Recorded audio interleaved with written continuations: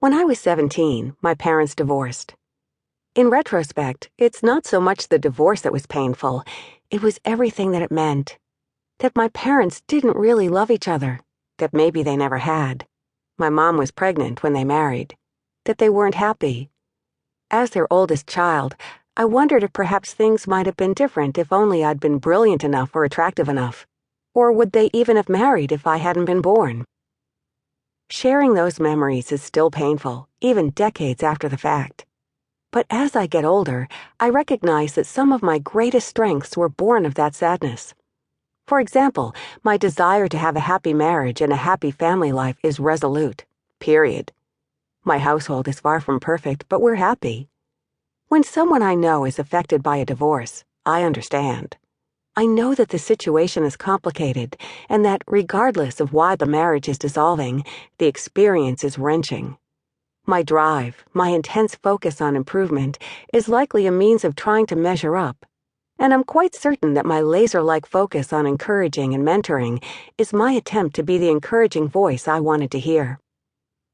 Difficulties we don't deserve happen to all of us, yet when we dream, we begin to make meaning of these challenges. We give ourselves hope, and we can hope that the sorrow and pain we've walked through will help lighten someone else's load. Using challenges as a springboard. When there's something we want to accomplish, the power to achieve that dream often comes from facing our most wrenching sadness. That was certainly the case for Emily Orton, a school teacher turned stay-at-home mother in New York City. Emily Orton, running down a dream. By the time my daughter Lily was 4 months old, she was showing signs of developmental delay. Despite reassurances from my midwife and my pediatrician, I wearied myself with inconclusive internet research about Down syndrome. My husband called me paranoid. Finally, when Lily was 6 months old, blood tests revealed the microscopic extra chromosome that shook our paradigm. There was some reeling and some relief. At least now I didn't have to worry if anything was wrong. I could get to work. Genuine acceptance and resilient humor, two of my husband's hallmark qualities, buoyed us over the first few hours of transition.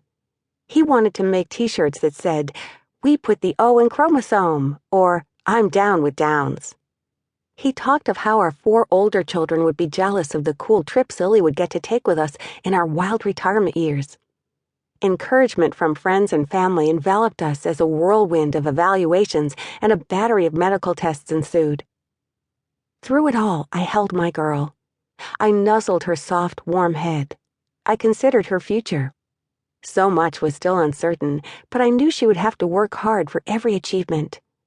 I wanted to do something hard, too. The circumstances of my life aligned to make a marathon possible. I wanted to honor Lily by running a marathon. I began training by taking the stairs instead of the elevator. I had worked up to 10 miles with my friend Heather, who served as my trainer and partner, when Lily began having seizures.